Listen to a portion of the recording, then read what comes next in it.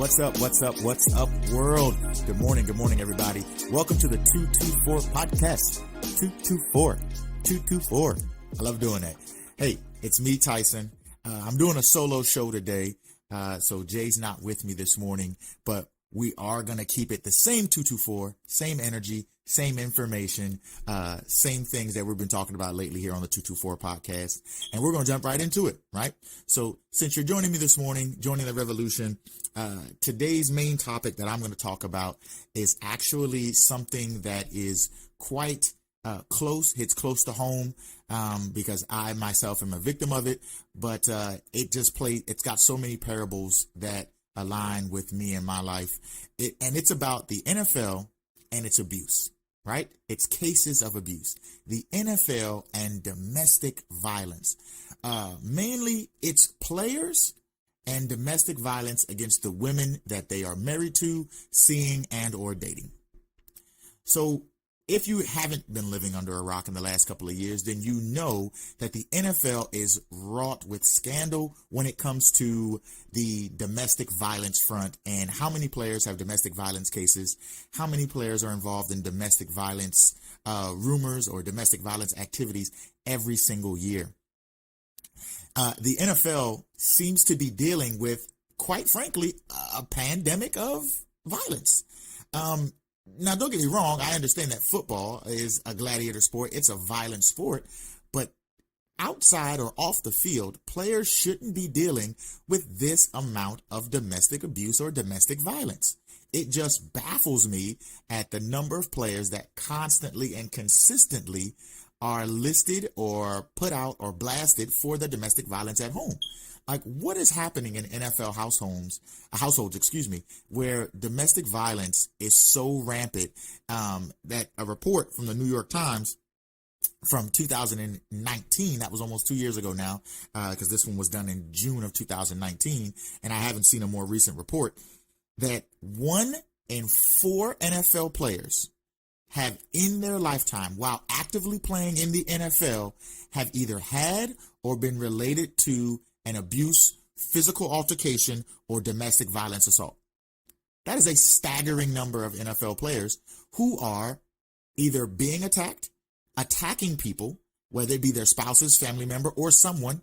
Even some of the reports are even staff in facilities or staff at the facilities that they work for, right?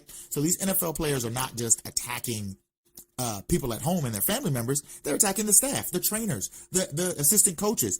You know, I don't know about you, but if I'm an assistant coach on an NFL team and one of the players start attacking me, I don't want to work for that job no more. I'm not finna let a 319-pound lineman beat the shit out of me, and then I'm come back the next day and be like, you need to run those routes. Good routes, son. Keep running. Hell to the no. So my topic this morning is NFL domestic violence and domestic abuse in the NFL.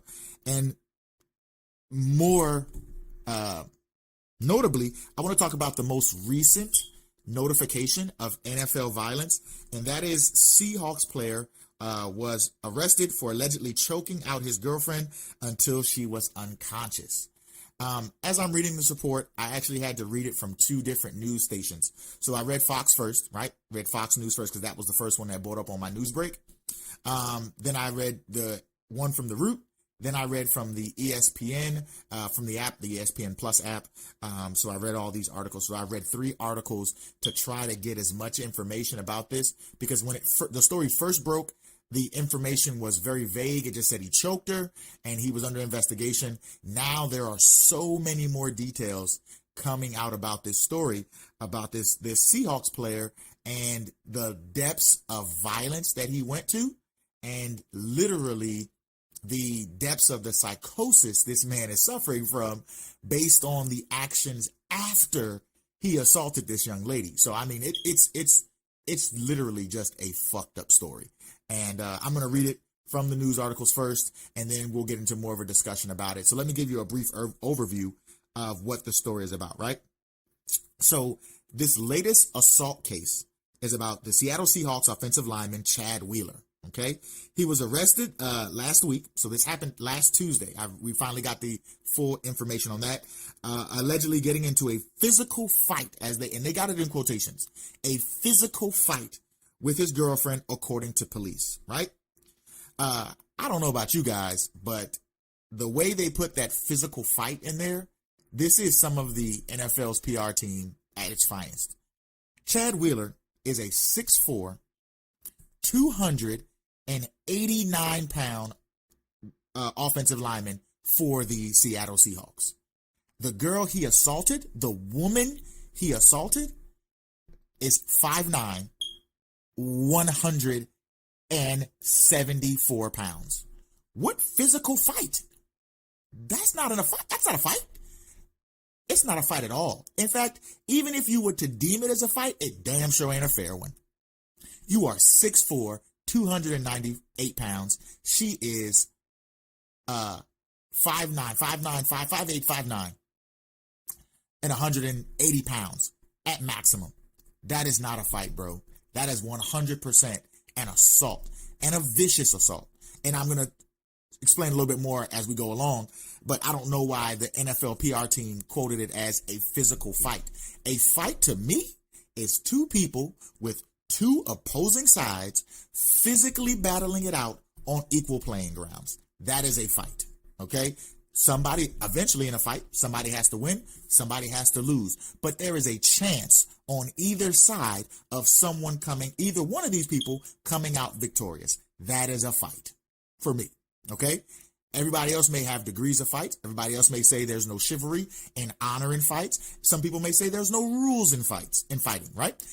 In this instance, though, this right here, this is a blatant domination that this NFL player put on this young lady. You can't tell me that someone 5'7", 5'8" is going to have a standing or fighting chance against someone 6'4", 298 pounds. In what world? Not only that, you are a professional athlete. Son, you're quick, you're strong, you've got stamina or endurance. That young lady didn't stand a chance. So for them on ESPN to quote it as a physical fight kind of downplays what really took place there. He beat the shit out of this young lady. And if you haven't seen the reports, or if you haven't gone to see the pictures or the video, of her interview, not a video, but the pictures that they put out after the assault that the police department released, you need to go check it out. Okay? It's reminiscent of the Chris Brown Rihanna situation. It's reminiscent of like a serious assault. Some of the things that you see on like the Investigative Discovery Channel, you know what I'm saying? Like Snapped and all that other shit like that. It is, the young lady's face is puffed and swollen, and it's just a bad situation all the way around, right? So let's go on with the article. So Wheeler had only been in the NFL for a few years, right? I believe he began with in 2017 with them. So the police report says officers said they responded to a call that a woman had locked herself in the bathroom and called the police, saying that she feared that she might be killed, and these are verbatim, killed by Wheeler if police did not intervene. Okay? The girlfriend reportedly told the police that she had suffered a dislocated arm and was bleeding profusely from her nose, mouth, and right eye. Police stated that when they arrived at the scene, they heard screaming coming from the bathroom, where they found Wheeler standing next to his girlfriend. So even when the police arrived, he was either in the act of assaulting this young woman, or he had just finished, or he had become so enraged, he had become so psychotic that he began beating this young lady, even though the police had knocked on the door, had already arrived, had already made their entrance. So I'm assuming, because they said they saw him standing there. So they had to already be in the house. So the police either forced their way into the house, or they let themselves in anywhere, some kind of way. And even when that happened, I'm assuming the police announced themselves, knocked on the door, rung the doorbell, did something, whatever. Even in that moment, when law enforcement was still on the scene, you still saw it as your right, or you still saw it as the proper course of action to assault this young lady, even in the presence of law enforcement. You can't tell me that is not psychosis. You can't tell me that is not a mental illness. I don't know, this brother maybe need to be checked for CTE. And I'm not giving him a cop-out saying that he has chronic traumatic encephalopathy.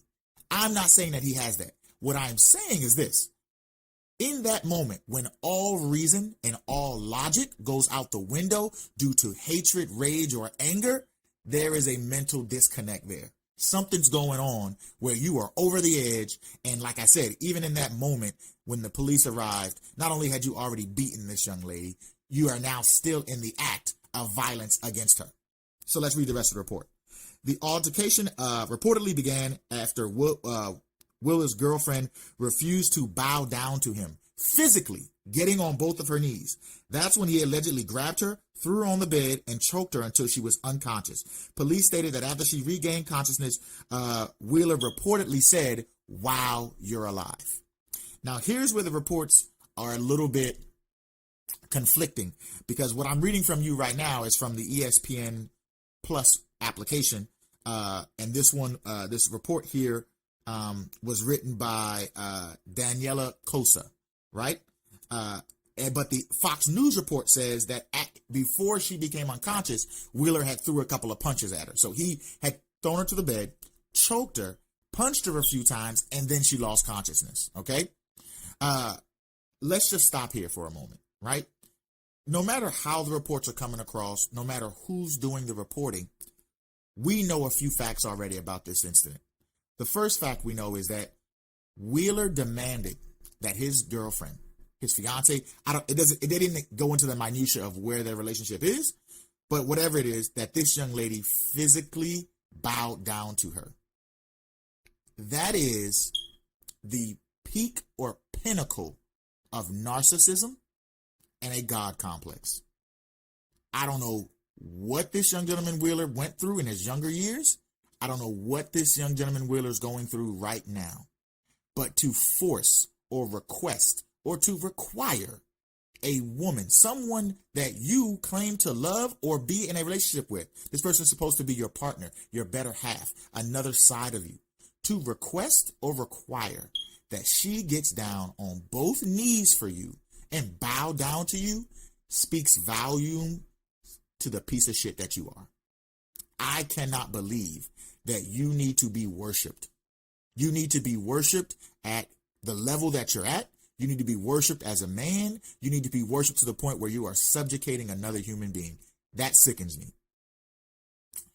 In any relationship, whether it be friendships, family, relationships, the person you're with, no one should be bowing to another human being, because that gives off the idea of servitude. That gives off the idea of a second-class citizen. That gives us the idea of slavery to me. I'm just saying, to me.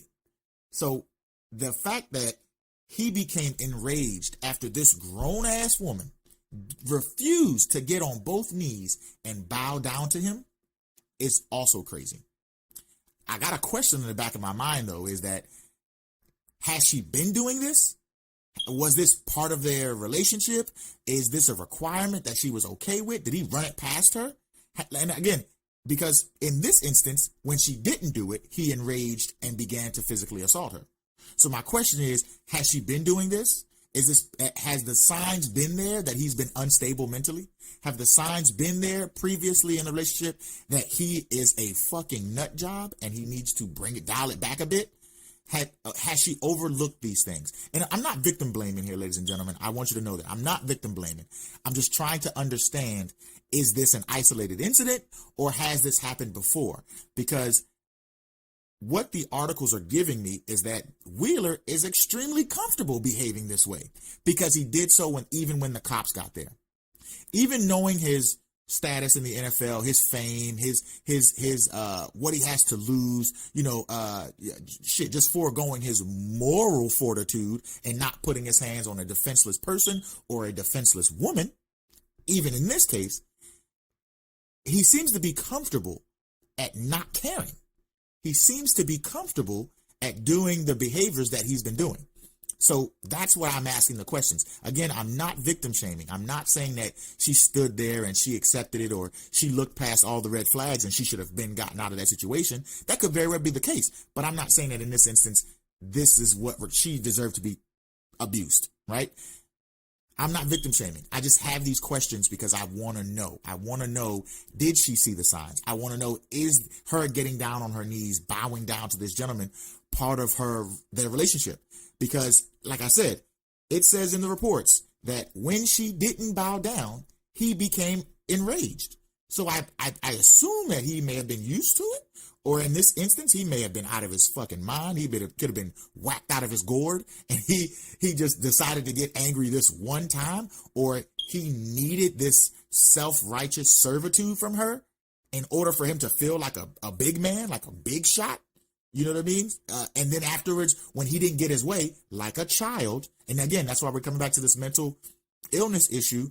It's a maturity thing, right? When he didn't get his way, he lashed out with violence. Oh, you know what that sounds like? A toddler. You know what that sounds like? A kid. You know what that doesn't sound like? A 6'8" adult. I mean, a 6'6" adult. A 6'6", 298-pound adult. It doesn't sound like an adult to me. So, again, that's why I'm asking those questions. The second article that I read, when it said that he threw a couple of punches to her and then he choked her out. I mean, he physically assaulted this woman till he choked her out, right? Here is where I know this gentleman is mentally ill. Here is the point in the story where I know that he needs to seek counseling and further help for what's going on, whatever it may be in his life. After he choked her, after he punched her, abused her, after he choked her out unconscious, two of the reports, so that means that there's got to be some factualness in this. There's got to be some fact in this. Two of the reports say, as she laid unconscious on the bed, he went and got a bowl of cereal. I am not laughing at the fact that he abused her. I'm laughing at this crazy motherfucker went and got a bowl of cereal. After he beat someone up, after he abused her, and literally physically assaulted this young lady to the point where she is now unconscious. This crazy motherfucker went into the kitchen, slid across the linoleum, and got a bowl of Captain Crunch. What the fuck? And I gotta say it like that. What the fuck? Who does shit like that? Who abuses the person that they love, leaving them in a bloody heap on the bed, then go into the kitchen like everything is fine, like it's a regular fucking Tuesday morning, and then get a bowl of cereal? Then he comes back into the room, sits at the edge of the bed next to her limp, lifeless body without even checking her vitals, and proceeds to eat this cereal. That is some crazy shit. That reminds me of some Hannibal Lecter type shit. That reminds me of some Jeffrey Dahmer type shit. Right? You got a refrigerator full of dead parts, but you hosting dinner parties. You know what I'm saying? You serving people actual kidneys and liver in sweetbreads, and you think that the world is just fine. That, because it's psychotic. There's a mental issue there. My man went into the kitchen. He beat this woman down, went into the kitchen, got a bowl of cereal, came back next to her body, he returned to the crime scene to bask in the fucking ambiance of his dirty work and sit there and ingest food. You gotta be shitting me, man. You have gotta be. If anybody doesn't see a problem with that, like, this story is so nuts that if you just read it, and I mean, you could read this shit to a 13-year-old. You could read this shit to a 9-year-old, and a 9-year-old would be like, something in this story is not like the other. Something in this story is off. Even if they've never been introduced to domestic violence and what mental issues are and what craziness in the world really is, this shit here, this story that you can read for yourself, is that indeed. So after he assaulted this woman, he went to the kitchen, got a bowl of cereal. Every single article that I've read reported that she said when she came to, he literally asked her and said to her, "Wow, so you are still alive." What? What? What? I got to sound like Timmy on this one. What? You have got to be shitting me, bro. You mean to tell me that you assaulted this woman, and that's how you know this was a premeditated attack, or that this gentleman knew he was taking this piece of violence to the next level? He hit her and beat her so bad, he even thought he killed her. That's how you know that that violence was next level. That's how you know that violence was sick and sadistic, because even the attacker believed he had gone overboard and actually killed the young lady. That comment itself proves that when he said, "Wow, you're still alive," he had believed that he had killed her. And even if that was the proper, even if that was the case, in that train of thought, after he had committed murder, the highest and most egregious form of violence you can perform against another human being, he went in the kitchen and got a bowl of Captain Crunch. That nigga crazy. That nigga is insane. For real. Bro is suffering from some real deep, sadistic, fucked up kind of mind frame. You thought you had killed this woman, and then you went in the kitchen and got a bowl of cereal and decided to watch cartoons or some shit and some fuzzy flip-flops and a fucking Snuggie. I don't know what he did per se, but that shit sounds crazy.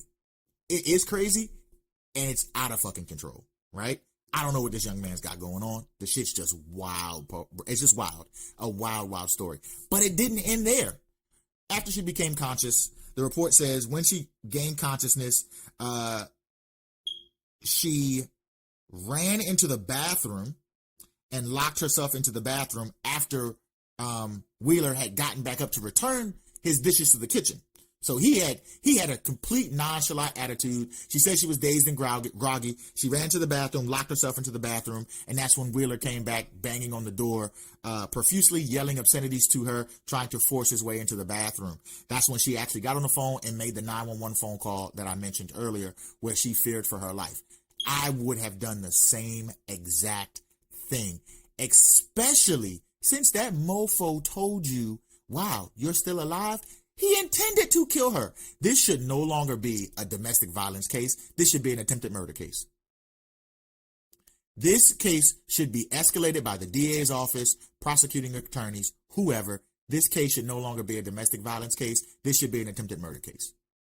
From that statement alone proves premeditation and actual intent. He intended to kill her. And even if he didn't, even in that fit of rage, even in that moment where, people have the defense of temporary insanity, even in that moment, after he had come to his logical senses, went in the kitchen, got a bowl of cereal, those are concise, directed, logical actions after the fact. So that means he wasn't out of his mind. Then when she came to, he made the intended statement of, "Wow, you are still alive." He intended to kill that woman. And if it wasn't for her quick thinking, he would have succeeded that night. I wholeheartedly believe that. He would have succeeded that night. My man beat this young lady down, then proceeded to attack her again. So let me not get ahead of myself. After she regained consciousness, she ran in the bathroom, locked herself into the bathroom. He began to beat on the door. He eventually forced his way into the bathroom, and in the report says he assaulted her in the bathroom again.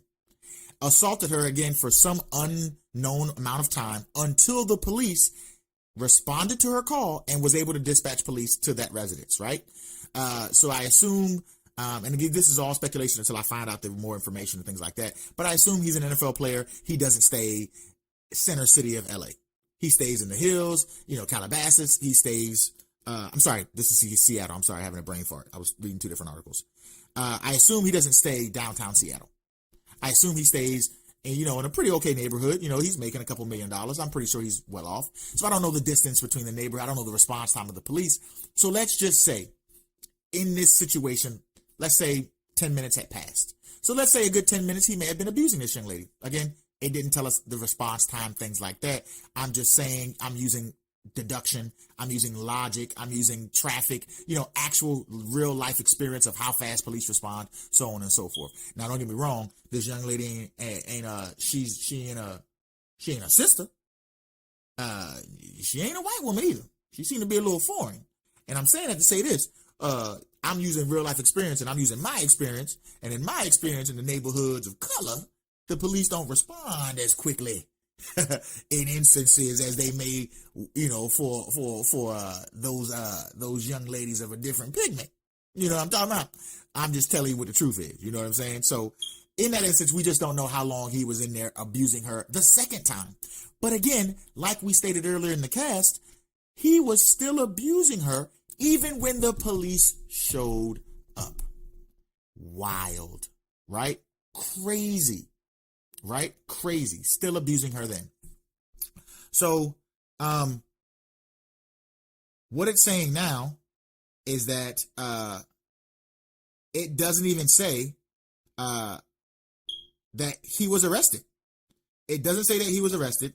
It doesn't say that he was taken into custody. It just says that the police report came out.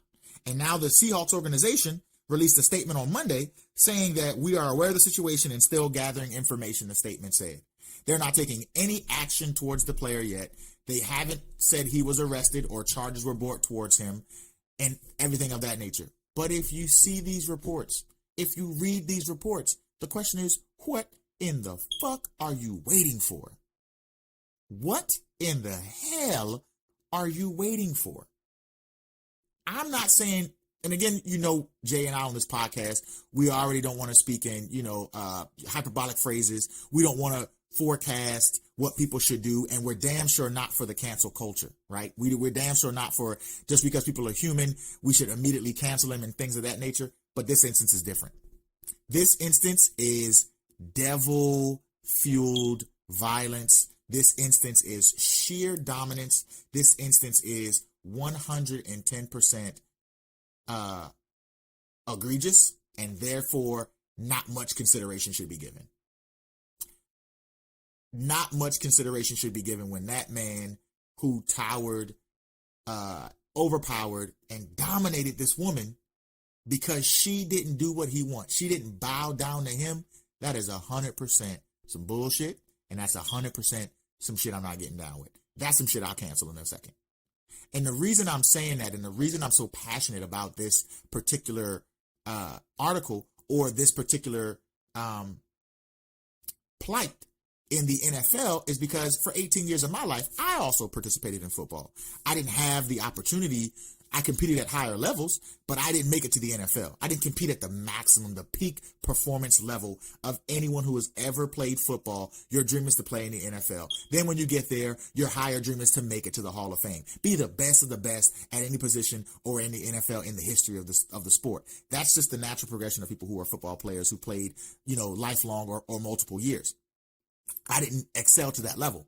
But the reason this touches at home is because not only that, this gives a bad taste for football players, right? You know what I'm saying? Not only that, but like I said, I played for multiple years, and I've never had a domestic violence dispute against myself. I've never, and everybody wants to say, oh, it's NFL players, football players, they're big clunky lugs, and all they are just about smashing into one another, and they play a violent sport, so they're violent people, and so on and so forth. Not the case. Not the case whatsoever.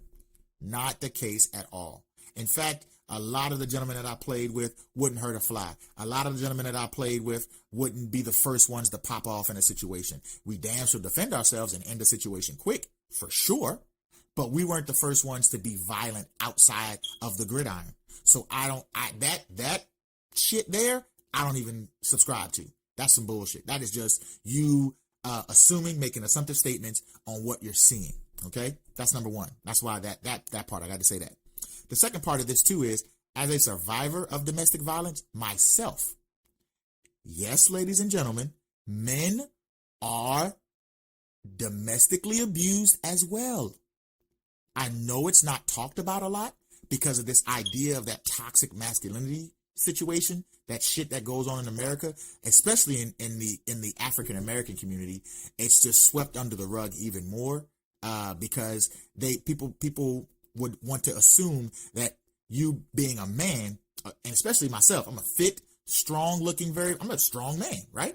And then they turn around and say, how the hell are you getting abused? Well, who beating on you? It happens. Men are abused, okay? In fact, men rarely report the abuse as frequently as women do. And that's a fact, right? For maybe those reasons. And it may be the same reasons that women don't report their abuse as well. It's because of the fear. It's because of the stigma. It may be because you may not have a firm foundation. You may not see an out.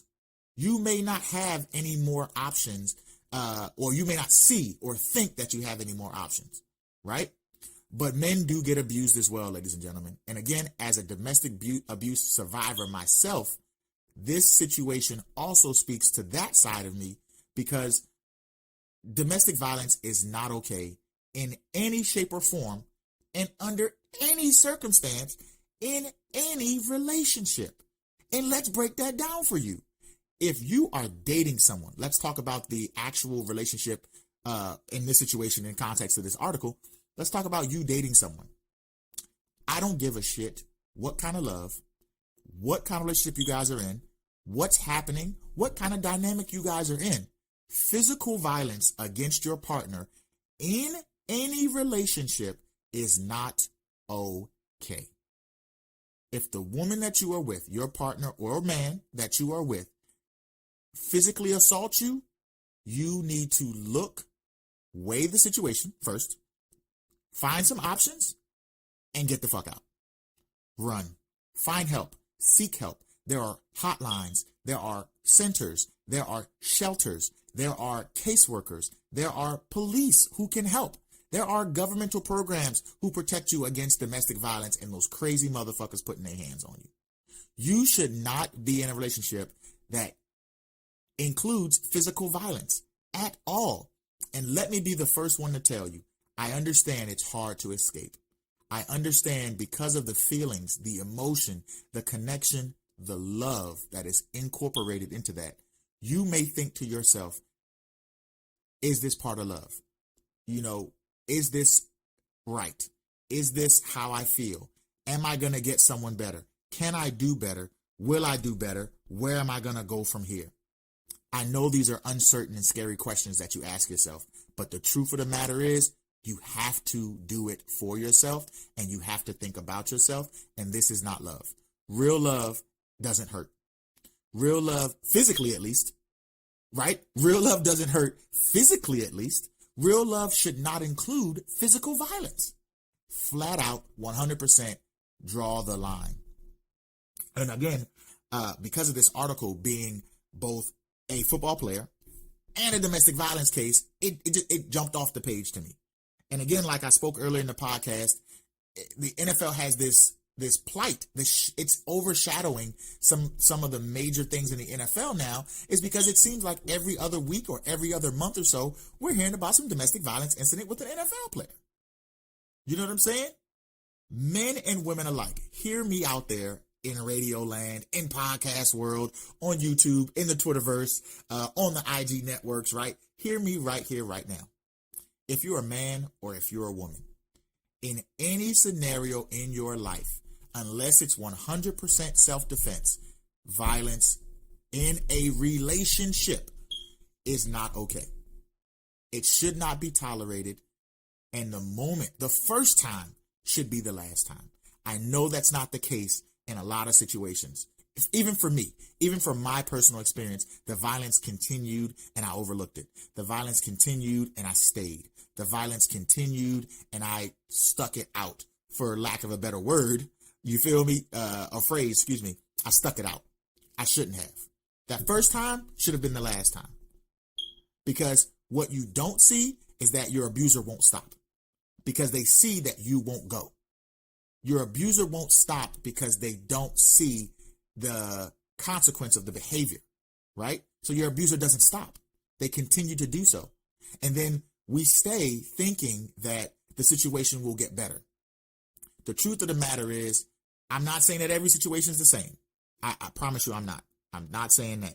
But more likely than not, the situation will not change. It will not get better.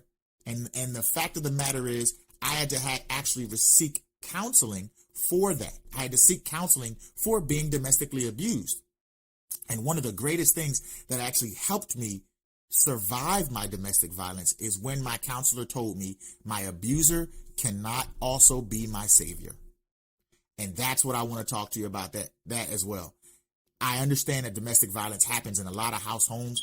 And again, we find it hard to leave. We find it hard to change it up, switch it up. We find hard to find other options where we can love ourselves and move out of that situation. But let me be the first one to tell you right here, right now on the 224 podcast, you're hearing it from your boy Tyson.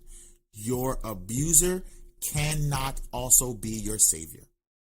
The person that is causing you pain cannot take that same pain and turn it into pleasure for you. Right? It cancels out. The pain is what is creating the disorders. The pain is what's creating the complexes. The pain is what's attacking your self-esteem. The pain is what's destroying you from the inside. That person that is doing all of those terrible things to you cannot be the one to repair you as well. Self-love is the best love, and the repair that you need has to first start from the inside out. It has to start from you. I'm done with that. Off my soapbox for a second. I just wanted to give that little gem out there to people out there in listening land. I wanted to give you that little gem right there, right? So, domestic violence in the NFL, like I was saying earlier in the podcast, it seemed to overshadow the NFL, right? It seemed to be overshadowed. The NFL is still a multi-billion-dollar business. The boys are still playing on Sundays. Super Bowl is still going to be the most watched television show on most watched television show of the year. It always is, right? It has been. I'm going to look up their information right now, but it has been for quite some time.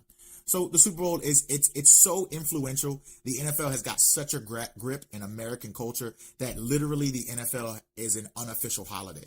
Like if you have a job where you're working on Sundays, not on Super Bowl Sunday, you got your rabbit ass mind.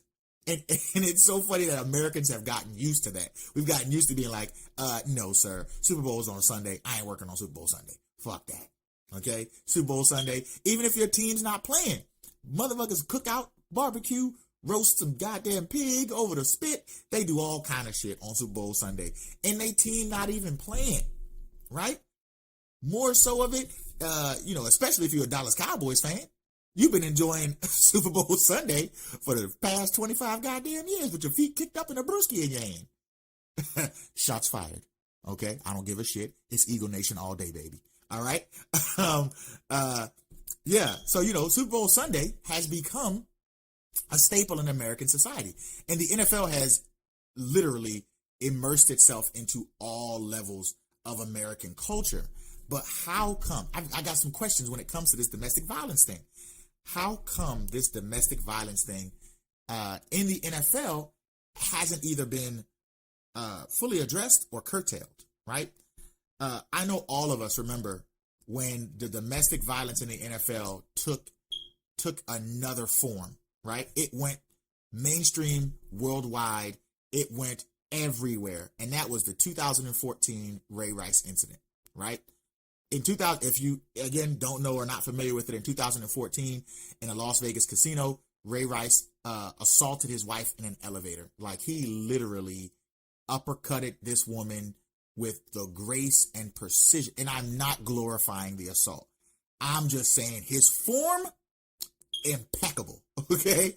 But I'm not glorifying the assault. Please don't think that I'm doing that. Not glorifying that assault at all.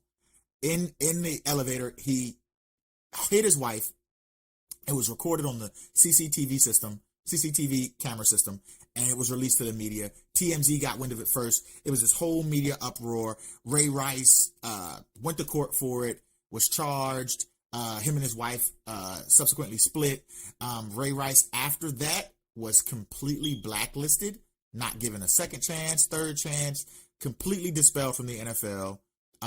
His career as a professional football player completely washed away due to this domestic violence incident. And from there, he's gone back to his high school and is now the high school running back coach at his former high school in New York. So the Ray Rice incident, I would say at that point in time, the NFL had to make an example out of him, out of somebody, and Ray Rice was the draw. And the reason I'm saying that is because I know for sure, as God is my witness, and you know how we feel about the God here, as right hand to the sky, I know for a fact that before the Ray Rice incident, domestic violence incidences happened all the time in the NFL and were either swept under the rug or pushed into the PR department for them to handle, squash, or settle under wraps.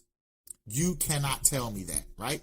Because if memory serves me correctly, right, in any kind of violence that happens at home is the qualification of domestic violence, or any kind of violence that happens outside of your workplace with someone you are familiar or acquainted with intimately. That is the definition of domestic violence, right?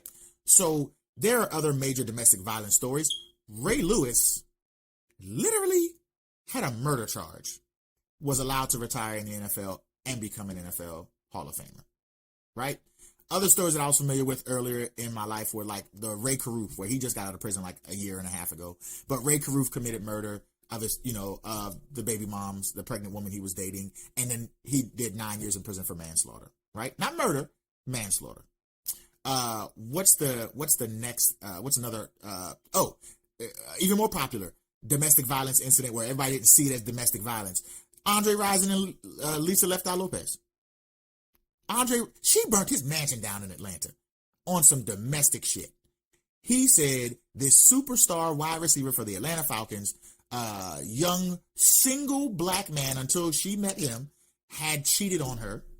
And then subsequently, her behavior for response of the cheating was to burn his shit down. And she burned his Atlanta mansion down. That is a form of violence, ladies and gentlemen. Come on.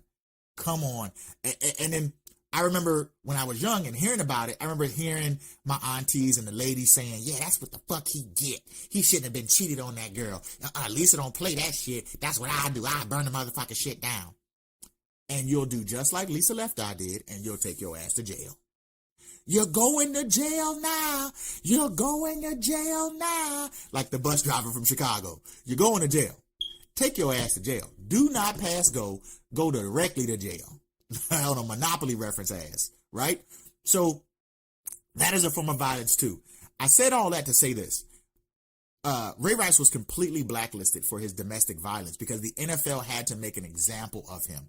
Prior to the Ray Rice, you heard of the domestic violence situations, but they weren't as famous or infamous, as we want to say in this situation. They weren't as widespread. They weren't as worldwide as the Ray Rice situation. When Ray Rice situation broke, you couldn't turn on a fucking TV channel. They put the Ray Rice situation on C-SPAN. C-SPAN is supposed to be about the government and the damn senators and the representatives of Congress. They had Ray Rice on C-SPAN? I was like, damn, they finna vote a law on Ray Rice ass. Ray Rice finna go to prison. You couldn't, I swear to God, you couldn't cut on any media outlet. YouTube was abuzz with it. Every social media was abuzz with it. It seemed like every athlete had a stance or a comment on it.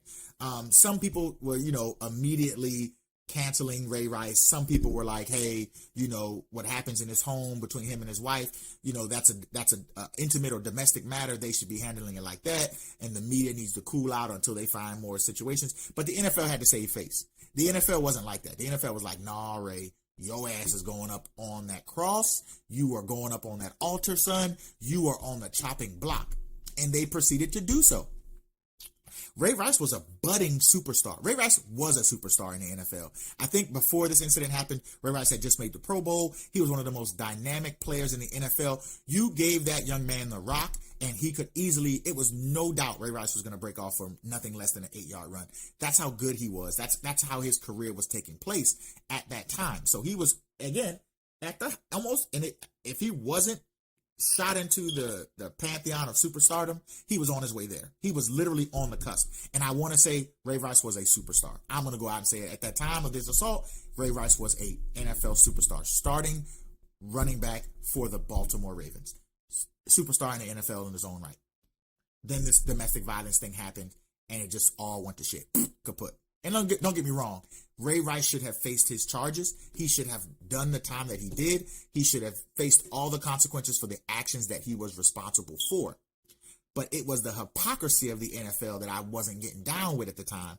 And what that was that you totally canceled Ray Rice, which seemed to be, and even his wife at the time confirmed it would seem to be an isolated incident. It was egregious violence, yes, but it was an isolated incident for Ray Rice.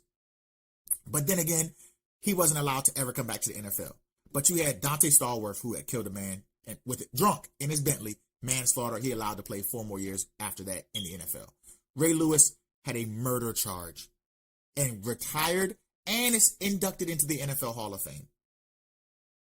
You feel me? Andre Rison, after his domestic violence, even though he was the victim in that situation, even in that domestic violence situation, he was allowed to continue to do that, come back to the NFL, right?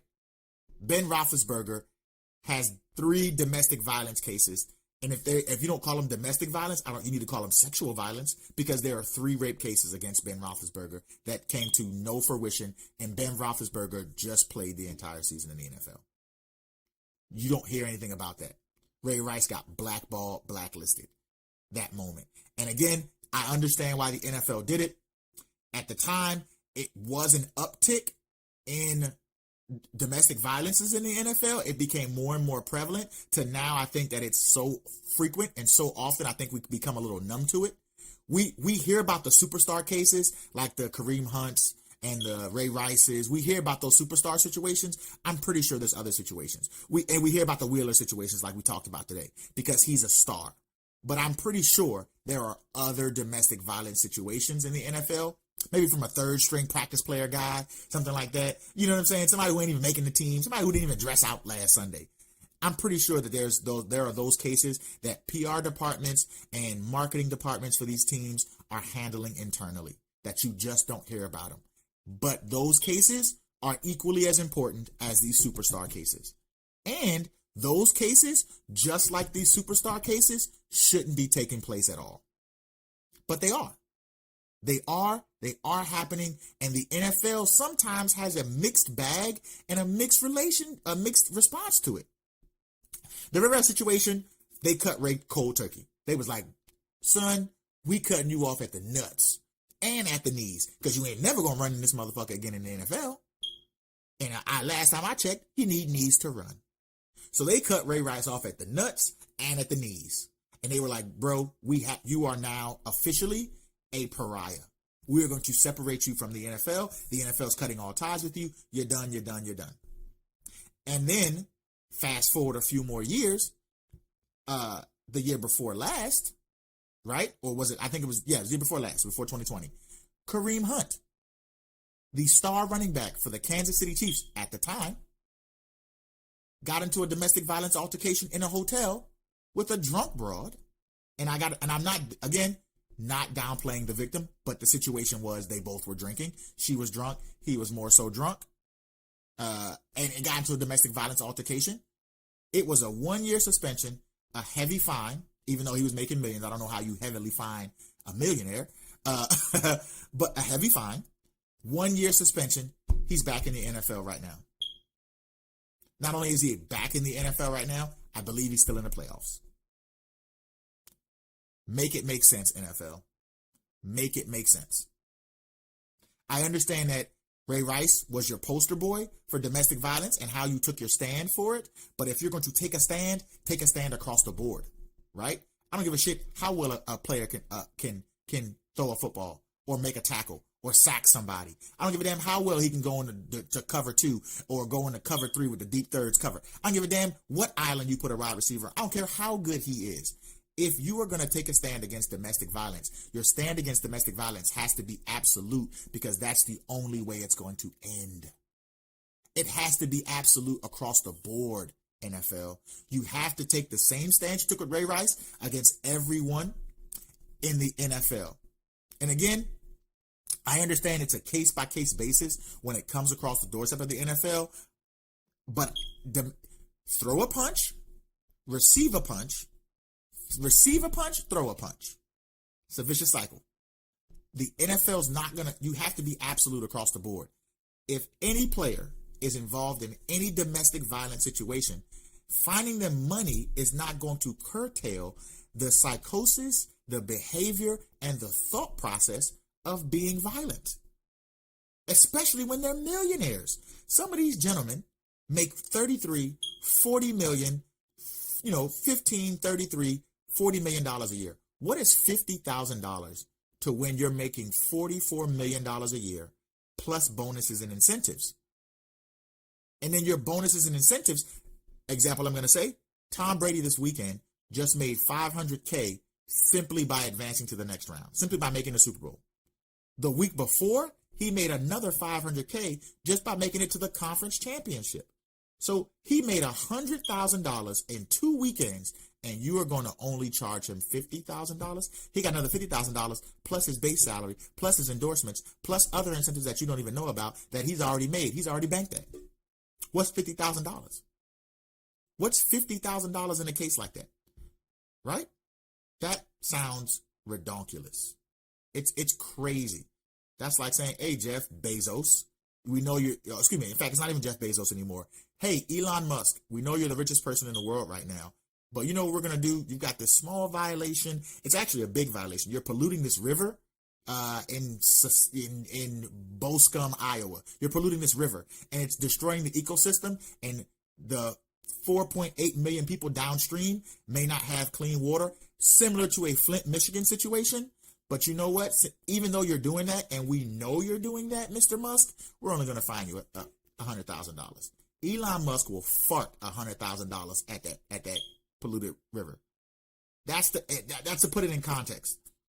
Finding NFL players and finding them for this domestic violence doesn't curtail the issue. It doesn't stop the situation. A year-long suspension, I hope, for Kareem Hunt came with constant advocacy against domestic violence. I hope it came with constant counseling for his mental issues and his rage and his violence. I hope it came with behavioral modification, okay, or meditation or whatever for that entire year, because that's the same thing Ray Rice had to go through. Ray Rice faced the music. He had to go through court-mandated anger management, court-mandated therapy. He had to go through court-mandated advocacy. He is still on. I read the article a few weeks ago because I wanted to see what happened to Ray Rice, and it's a coincidence, excuse me, that I'm talking about this now because I did read that article about Ray Rice a few weeks ago about where he was now, and he's like on the New York State board against domestic violence and advocacy. Right? Even years after he had been removed from the situation, years after the altercation, he's still putting in the good works against domestic violence and abuse, even at that moment. Still putting in the good works, right? So shout out to Ray Rice for that. It came at a price, young man, but shout out to you for still doing the work. You saw your mistake, you faced up to the music, you received the consequences, and still to this day, because of what you did, it has changed your life and has made you the man that you are now. But because of what you did, you're still fighting the good fight so that no one else goes through that situation. No one else feels that same kind of situation. No one else continues the line of abuse. So shout out to Ray Rice for that, right? Real big ups to my man for that. But NFL, this Wheeler situation, I don't know how much consideration or thinking you should be doing. I don't know how much investigating you should be doing. If every media platform has the facts or information and you are either holding the pot or you're not taking action, it seems like complacency. You're being complacent, right? Either take a stand against it or you're part of the problem. And when I say that, again, I'm not all for this cancel culture that America has developed today. I'm not all for it. And I understand every case is a case-by-case basis, but your response has to be uniform. Your response has to be blanket. Your response has to be equal and fair. If you truly want this shadow to lift off the NFL, this domestic violence thing, crazy. And I'm not saying it's only NFL players who experience domestic violence. Hell no. It's NBA players that do it. It's every sport. It's soccer players that are now reporting domestic violence, right? It is Olympic athletes. My man, can't remember the dude's name off the top of my head, but he was a double amputee, and he had one of the most famous murder cases of murder trials in the world after murdering his girl. You know what I'm saying? Going off on a tangent, right? My man didn't have no legs, but he killed old girl, and he was a two-time Olympic gold medal athlete. I can't remember the name of it, but I'm definitely going to look it up here because I want to give you guys the facts. But domestic violence happens everywhere. I'm not saying that it doesn't happen everywhere, but in professional sports it seems like the NFL has more of this problem. So that's what I'm saying, speaking to the NFL on that one. Speaking to the players, the men who play in the NFL, speaking to you cats directly, what the fuck is going on? Or as Bernie Mac used to say, what's going on? What the fuck is going on with you guys, right? Gentlemen, fellas, hear me right now. Hear me out. Give me a moment of your time. Give me your ear, if you will. You play a violent sport. Agreed. You are told to be aggressive. Yes. You are told to dominate someone physically, using your physical gifts, for sure. You are told to do it between the lines. You are told to do it on the field. You are told to do it when you are playing the game. Outside of that, it should have no space in your life, right? It should not live in your head. It should not be a part of your life. It should not even be considered.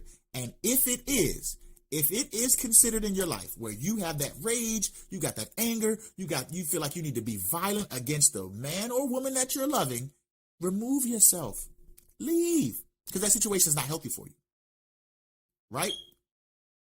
Leave. So my question is, and my question to NFL, the men who play in the NFL, why can't y'all stop beating on these women? Tell me why. Tell me why you can't stop beating on these women. I need a good answer. And in this Wheeler situation per se, it was sheer narcissism and 100% a God complex because the woman didn't bow down to you. So you're feeling like less of a man. Bro, you 6'6", 280 something pounds. You a giant man. In societal standards, you all the man that you a man could be. You're playing one of the toughest sports to play. You're making good money, right? And these are not excuses, but you're playing one of the toughest sports on the planet to play. You're a surefire real life gladiator, right? You're making millions of dollars. You've got beautiful women all the way around you. And again, these are all superficial issues because the real issue is what's inside. But I'm trying to find out what's the catalyst. What's causing this? And again, like I said earlier in the podcast, it's absolutely nothing but a mental issue, emotional immaturity, and how not to handle situations. You don't know how to properly handle conflict. Conflict resolution is almost at a zero. And I'm not saying this is all NFL players. I'm just speaking about the Wheeler situation. I know I kind of went off on a mismatch there, and I don't want to confuse anybody. But I'm talking about the Wheeler situation. You cannot handle conflict resolution, right? Because what you do for a living, the only way you know how to resolve conflict is by physically exerting your skill or using your physical skills to assert your dominance. That's what you do for a living. That's how you resolve the situation. You have a conflict of a man lined up against you on the line of scrimmage, and in order for you to resolve this conflict, the only way you know how to do so is by physically dominating him, beating on him, pushing him, blocking him, pancaking him, running him over, whatever. That's the only way you know how to resolve an issue. But that cannot be the only way you know how to resolve an issue. I'm going to say that one more time. You may use violence in your workplace to resolve an issue, right? But that cannot be the only way you know how to resolve an issue. It absolutely cannot be. I hope, let me not say I know, because that's assuming. I hope you have been taught conflict resolution skills earlier in your life. I hope that you are aware that don't fly, it don't jive over here. I hope you know that you were taught that way back in the third grade, everybody's not going to like you. Everybody's not going to get along with you. People have different opinions, and people can say no. People can say no. People can do different things. They don't have to listen to you. You don't own anyone. Right? So I hope you learned those skills as well. So I know I've been going in. I know I've been going hard. This is not the real airy version of me because this is a serious issue. And this issue needs resolution some way, somehow. It cannot continue like this. It must not go on. It cannot go on. And if you ask me, it will not go on. But if the NFL continues to take a softer approach at this, or adjust each situation depending on your stardom, how popular you are, how much more money they can get off you if you are a star, unless your name's Ray Rice, because that's the situation that happened with Kareem Hunt. He abused that girl, and because he was a star and made the NFL so much money, they suspended him for a year, and he's right back in the NFL playing again. Now, I'm not saying he's ever been part of another domestic violence situation, but it is what it is. You know what I'm saying? So just throwing that out there. Long story, but this needs to be addressed. This needs to be corrected. And domestic violence, again, I'm going to say it for everybody out there listening in podcast world right now. Domestic violence of any kind, of any kind,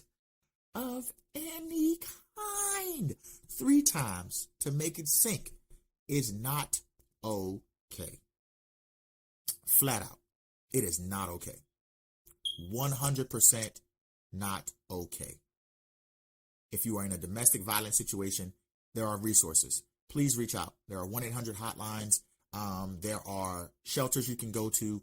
You can report yourself to the police. You can leave. There are plenty of programs out there. You can seek counseling, right? For your self-esteem, for your self-love, just to have somebody to talk to. If you want to express bottled up emotions, you can seek counseling. There are free counseling sessions, right? There are free counseling sessions for both men and women. And I'm going to do a little shameless plug real quick. Shout out to Taraji P. Henson, because Taraji P. Henson actually offers a free mental health therapy sessions for particularly targeted for Black men, for African-American men and women. So shout out to Taraji P. Henson for that. That is because she deals with mental health. She has this whole new thing on YouTube and on Facebook that I find absolutely amazing, where she just constantly talks about her mental health and her struggles and how she's overcome a lot of things. And now she's putting in action help and resources for other people to receive that same kind of help so they can deal with that same kind of issue. Shout out to Taraji P. Henson. So there are resources out there for you to get help. There are resources out there for your spouse or partner or your abuser to get help, if you're caring about them enough for them to get help, because they need help too. You need help in that situation, and so do they. And there are channels for that. There are resources for that. You both can go seek help and go seek some assistance with those resources for you, and domestic violence, mental illness, anger management, conflict resolution. Hell, just to make your relationship stronger. Just to go to group and couples counseling. If it's not abusive. If your couple's not abusive, again, if it's abusive, get the fuck out. Leave. First time should be the last time. But if you're just having relationship troubles and relationship issues, it's okay to seek counseling together. Go seek counseling together to make this work. Go seek counseling together to make it happen. In my particular case, the counseling didn't even get a shot. It didn't even get a chance because of the actions of the other.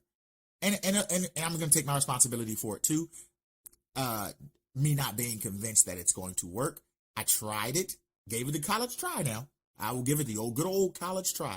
But even after the very first session, even after the second session, it for my partner, it didn't click. It didn't snap immediately. It didn't happen. So therefore, I chose the other route, right? I chose complete removal. And I have to honestly say, I'm happier. I'm more fulfilled now because I'm not living in that violence. And you don't have to either. You don't have to either. I'm going to say that one more time. You do not have to live in that violence either. You deserve better. You should get better. And you should strive to achieve better. Okay? And on that note, I'm going to end today's podcast. Ladies and gentlemen, once again, this is the 224 podcast. I've been checking our recent Twitter feed lately. You guys are doing a great job at following us, and we're so very appreciative. Listen, man, we love you. We love you guys. We love every one of our followers. We're going to create more content for you. We're going to constantly keep building this platform so that we, of course, can continue to grow. And of course, this revolution here at the 224 podcast can continue to be the greatest it possibly can be, right? So right now as you're listening, do not forget, once you're done listening or when you're doing it right now, do us a favor right now. Go ahead and follow us on all the platforms. We can be found on Instagram. We're on Twitter. We're on Facebook. We're on YouTube. We're on TikTok. We're on Twitch. We're on Podbean. We can be on we're on Podcast Addict, We're also on Spotify. We're on Apple Music. So go ahead and stream and follow us. We can be found on every platform, and that is at the 224 Podcast. That is at THE224 PODCAST, the 224 Podcast. Again, we're going to be creating more and more content for you guys, getting you guys all the information and the latest and greatest. I want to say thank you guys once again for joining us here at 224. 224. 224. That's my Twitch. I had to get my Twitch out at the 224 Podcast. So thank you guys for joining us once again. Don't forget to like, share, click, and subscribe. We'll be right back at you guys again tomorrow with another session. I want to thank everybody who listened today for my very, very, very first solo session. I hope it was informative. I hope you enjoyed it. And again, we'll keep it coming as best we possibly can. Once again, my name is Tyson, and I'm with the 224 Podcast. Ladies and gentlemen, continue to think it is not illegal yet. Even though Jay ain't here, we still got to keep it going. So once again, ladies and gentlemen, thank you guys for listening so much to the 224 Podcast. Have a great, wonderful, and productive day. Peace. I'm out.